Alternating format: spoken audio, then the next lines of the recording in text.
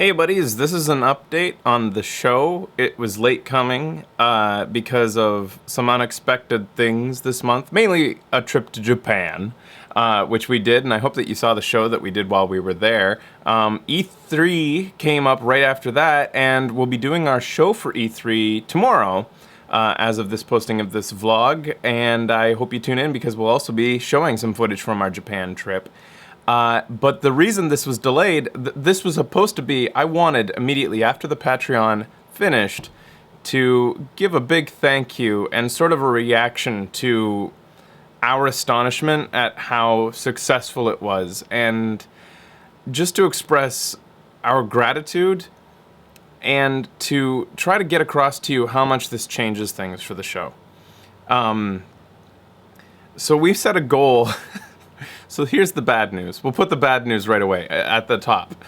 We have to play Kingdom Hearts now because we set a goal at 3,000 per month. That if we reached a goal of 3,000 per month, that we'd play Kingdom Hearts. I made that goal because I thought that it was sort of like a 10% chance we would reach it. I based that on the fact that when we first started the Turbo Club, which again came about kind of like apprehensively, sort of like, people are donating a lot to us, let's make something official for them to actually give them something for the donations they're making.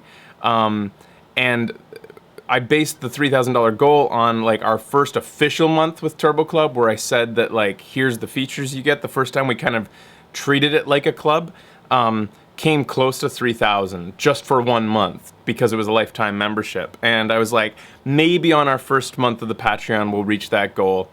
I should have known better, I suppose, because the original Turbo Club debut was 3 or 4 years ago, and I guess the audience has grown since then. We hit 3,000 pretty quickly, so I created another goal, which we also hit at the $5,000 mark. So I have to cosplay as Sora now when we do the Kingdom Hearts show. That show's coming. Maybe not this month, maybe not next month. Becky's catching up on some costumes, but now it is guaranteed that it's coming, and it will be a 5-person show. But I wanted to, I know that probably the comments are going to fill up with stuff about Kingdom Hearts, but I'd like to really focus this on how this changes the show as a business and how... Let's put it this way. Over time, the show has not made a lot of money. But it hasn't mattered that it hasn't made a lot of money because it achieved everything I always wanted it to achieve, is I was making a living, meaning I was paying the bills and doing something that I fucking love. And that I think that a lot of other people would find enviable, the type of job that I have and now Becky has. When Becky quit her job, we actually took a huge pay cut. Like, she was making much more at the bank.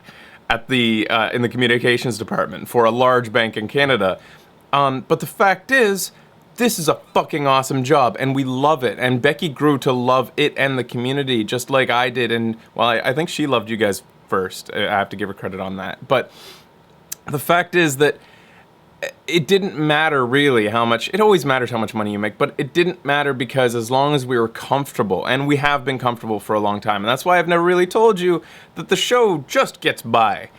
Enough that it gets by with a nice little buffer of safety in case we have a rainy day, like say YouTube shuts down one day, which was another incident in the past where we had trouble with YouTube and suddenly turbo ships just came out of the blue, out of the woodwork, people renewing and stuff like that. And so because of that, we've always had confidence in the community, but I put off Patreon for a very long time because I just never want to make it look like we're begging.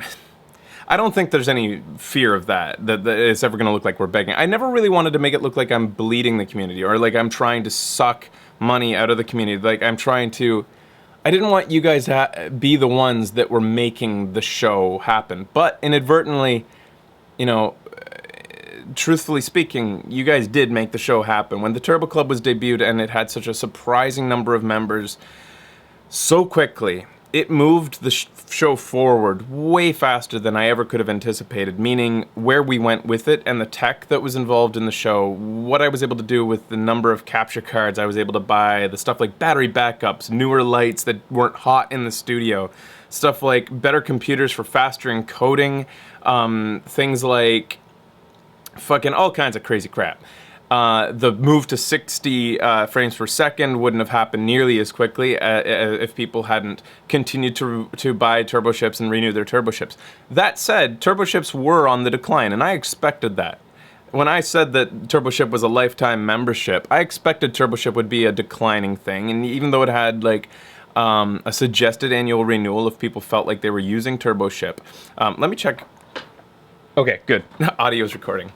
It wouldn't be VGA if I wasn't checking something to do with audio at some point. What was I saying? Oh yeah. So I knew that it would go on the decline, and that was fine, and it did, but it was always still trickling, and then it was enough that it was still a substantial amount, enough like a considerable amount to like pay for server costs and things like that. That said, it wasn't anywhere close to what our Patreon has reached. It reached 5,000, and now it's dipped back down to 3,500. And I think that's because people were using Patreon to turbo, and I actually told them once they turboed, I said, get your pledges down to 0 now because you shouldn't. I don't want you paying $50 a month. There's a couple that are still doing it because they decided to. I don't recommend it. I mean, do what you want. You guys are awesome. So anyways, the point is that it seems to be stable at 3,000 because of the $5 tiers, which includes the movie night and stuff like that. And it's also like the turbo charging program, something I suggested to people who are already turbos, that maybe something between $1 and $5 you might want to donate if you feel like you're using the turbo a lot instead of recharge or like upping your turbo every year for 50 if it's like smaller denominations makes sense. And then in addition, $5 people are like saving up for turbo who might not necessarily care or want turbo, but they'd like to be a part of movie night and they'd like to support the show. And maybe, after 10 months, they're going to get turbo as a bonus, and maybe then they'll use it. Maybe they won't. They don't care. I think that's the general attitude. Point being, I'm rambling a lot.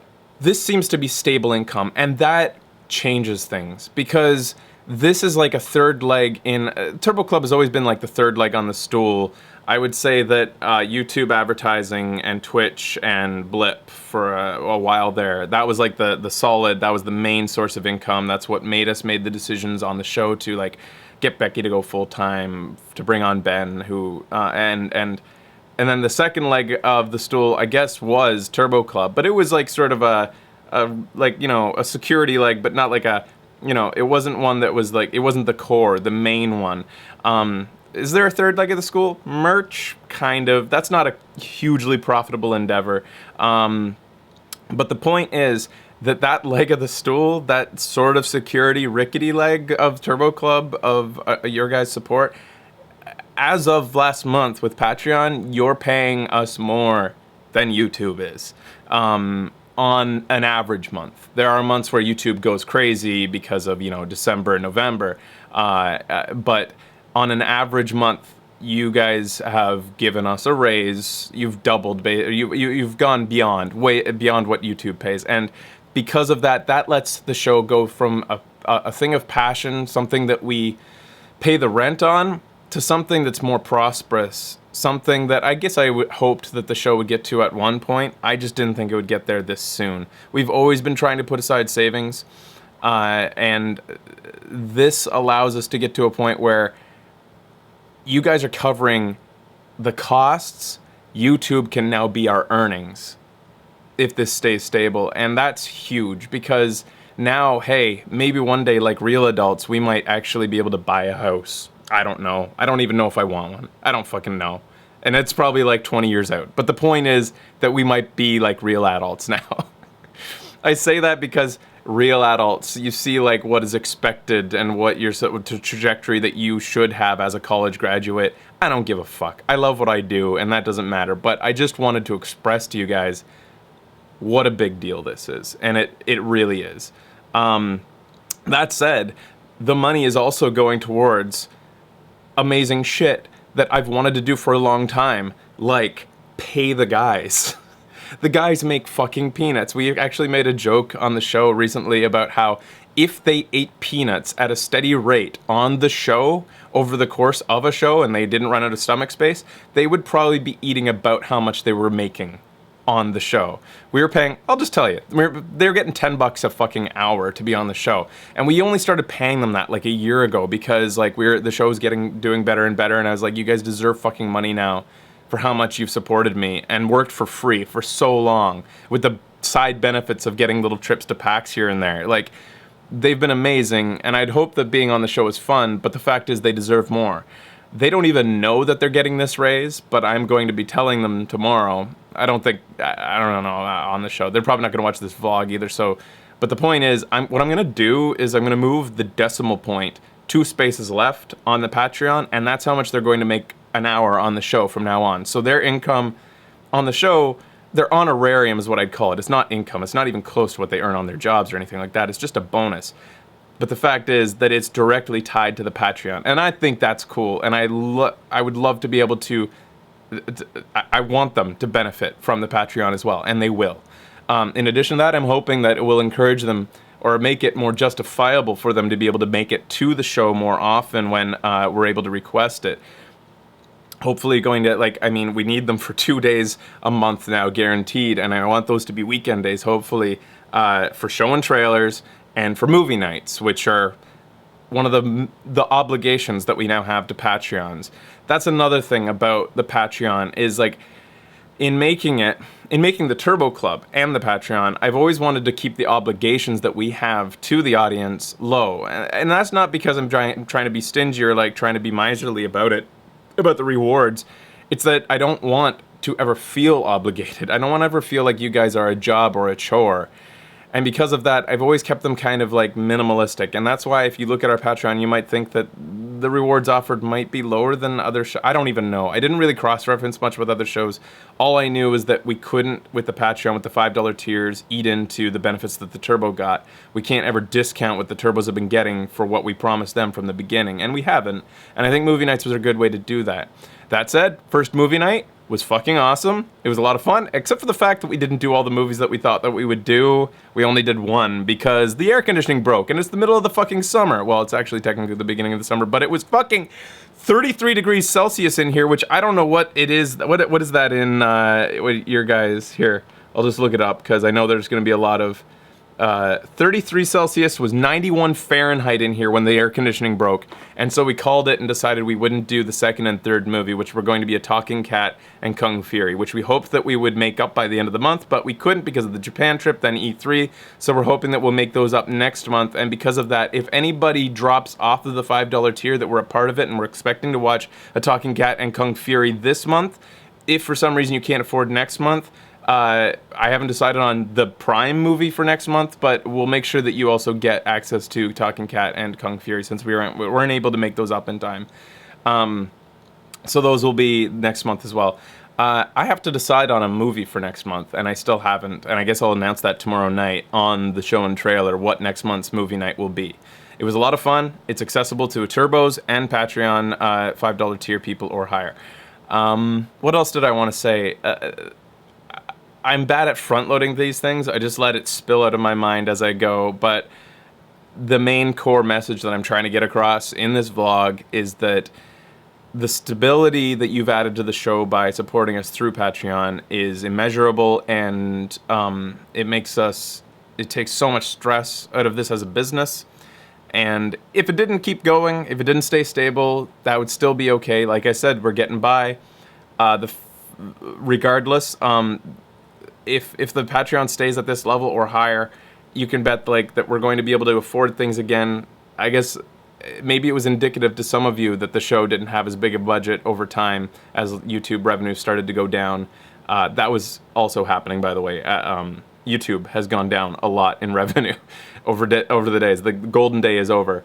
You might have noticed that we weren't taking the guys to all the PAXs anymore, stuff like that. That was the main thing. That was the main part of the budget that was gone, that we couldn't afford to bring the guys all the way to Boston anymore. I'm not making any promises, but there's a possibility that we might be able to afford that again. I know that I really want to bring them to San Antonio. That brings me to the next point. Some people might say, make that a Patreon goal. Patreon goals are hard to make, to give quantify and give financially to make sense of where you put the goals and how, and whether I can make promises based on the goals that I set. I would rather the milestone goals be trivial things like Kingdom Hearts, things that I know I can meet, and they're basically just there for fun. I don't want to use the goals to ever hold things hostage, like some people have said, make a studio tour a goal. No, I should just do a studio tour. If it ever stopped being this fucking messy, that's probably the main reason I haven't done one, is it's always in such a horrible state that I don't even know how I would tour you around it without it making any sense. I should get to that though. But to make something a goal, like the guys come to the next San Antonio PAX or something, it's like, it's really difficult to come up with a number that makes sense. I would rather it's just like, I try to make the things happen that I want to happen, and Patreon helps that. I would rather the Patreon goals be just kind of silly. And I'll think about that more as time goes on. I'm open to suggestions, but I've seen other Patreons, and I've been wary of how it says, like, if we reach this arbitrary number, we will do this. And it just seems to me like I've been making those goals happen over the course of time just by finding room in the budget. It's either the books work for it or they don't. I don't know if the goals can make it. I'm not a bookkeeper. I'm not an accountant. Maybe I just need to look at the numbers better and come up with ways for it to work better. But for now, they're going to continue to remain modest. And maybe later on down the road, we'll make things better in that sense. Sorry, I'm also really don't have that thought through. So anyways, right now, if you don't know what the goals are, or rather the tiers are, $5 is movie night and stuff. $50 is a slow way of joining Turbo. You can join Turbo instantly through PayPal button on the site, but at the end of each month when the payments go through, I add all those people in the $50 tier to Turbo. You get a free shirt that way. We have a $150 tier, which is sponsoring a host, which is about to debut tomorrow. You'll see what sponsoring a host is like. And then the $500 tier, which we had one supporter, is sponsoring a show, and I'm still trying to figure out whether I want to give that person more than was promised or not. I'm like, now that I've said it, like, I have to come up with something. I feel like they deserve more than what was listed. Like I said, I kept those goals modest on purpose because I didn't know what we should be obligated to do, and I was worried about how much we might be in for. But anyways, thanks for supporting the show. E3 show tomorrow. Hope to see you there for it, and I'm excited about the show going forward for so many reasons, but the next big goal in the show is to get back to stability, to get back to a point where we've pretty much solidified what the show is at this point in terms of what show and trailer is. Think of show and trailer as the crown jewel. That's what I've come up with, is like show and trailer is the keystone or the crown jewel. It's like the thing that happens at the end of every month. Then I would say that if that's the keystone, then the cornerstones are the long hauls. The Becky and my full costume long hauls are like the cornerstones of the show, and those have been like a little bit sparse lately because of our we sort of messed up with our timing and costume, what we had ready to go again. Then after that, always debuts of brand new games are going to be a big thing on release days. That will continue to happen as well. The things that I'm having trouble with still is finding place for community type shows like Minecraft. That's partially to do with setup and what I need to do to actually make it easier to do.